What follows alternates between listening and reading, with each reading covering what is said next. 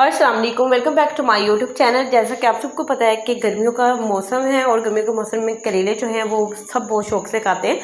हर तरह के लोग हर तरह से मुख्तलिफ तरीके से बनाते हैं।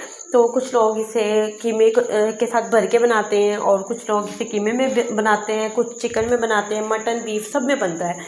लेकिन यहाँ पर मैं आपसे आज की जो रेसिपी शेयर करूँगी वो हम इनमें से कोई भी चीज़ इसमें ऐड नहीं करेंगे। हम सिंपल आलू के साथ इसे तैयार करेंगे। बहुत ज़बरदस्त ये आलू के साथ बनती है। तो यहाँ पर मैंने करेले लिए थे 1 किलो। नमक लगाकर उसको मैंने धोने के लिए नमक लगाकर 1 घंटा रख दिया था। उसके बाद उसका पानी जो निकलता है उसको अच्छी तरह से आपने थोड़ा सा मल मल के उसकी कड़वाहट निकाल लेनी। उसके बाद अच्छी तरह से वॉश करके निचोड़ कर आपने इसको फ्राई कर लेना है। तो साथ ही मैंने यहाँ पर लिया था 2 बड़े साइज़ के प्याज, और प्याज को मैंने गोल्डन ब्राउन होने तक फ्राई कर लिया है। अच्छा सा कलर आया। साथ मैंने इसमें 3 टमाटर लिए थे जो कि बड़े साइज़ के थे और रफली मैंने कट करके ऐड कर लिए थे। 1 टेबलस्पून मैंने ऐड किया अदरक का पेस्ट, 1 टेबलस्पून ही लहसुन का पेस्ट इसमें शामिल किया है और 2 से 3 सब्ज़ मिर्चें ऐड की हैं। और स्पाइसेस में इसमें जाएगा 1 टेबलस्पून भर के रेड चिली पाउडर और 1 टीस्पून से भी कम, मैंने हाफ़ टी स्पून यहाँ पे नमक ऐड किया था क्योंकि मैंने इसमें चिकन क्यूब भी ऐड की है।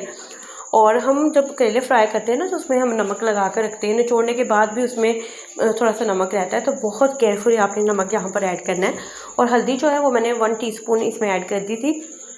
तो यहाँ पर हम इसकी अच्छी तरह से बुनाई करेंगे और इसकी तब तक बुनाई करनी है जब तक इसका अच्छी तरह से मसाला तैयार नहीं हो जाता। और थोड़ा थोड़ा सा पानी ऐड करके आपने अच्छी तरह से इसका मसाला तैयार करा। मैंने तकरीबन 8 से 9 मिनट तक इसे फ्राई किया था, तब जाके यहाँ पर एक अच्छा सा और बहुत ही स्पाइसी सा इसका मसाला तैयार हुआ था।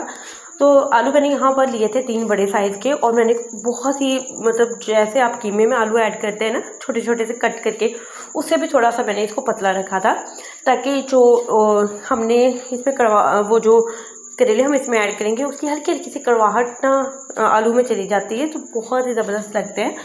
तो जितने छोटे आप आलू रखेंगे उतना ही टेस्टी आपका आलू करेले की जो सब्ज़ी है वो बनेगी। तो यहाँ पर हमारे जो करेले वो फ्राई हो गए थे और बिल्कुल हल्की सी ब्राउन शेड आने तक मैंने इसे फ्राई किया था। और करेले ऐड करने के बाद मैंने यहाँ पर तकरीबन 1.5 कप मैंने यहाँ पे पानी ऐड किया था। 1.5 कप पानी ऐड करने के बाद आपने ना इसको कवर करके रख देना है तकरीबन 5 से 7 मिनट के लिए, और उसके बाद हम इसको 5 से 7 मिनट के बाद देखेंगे।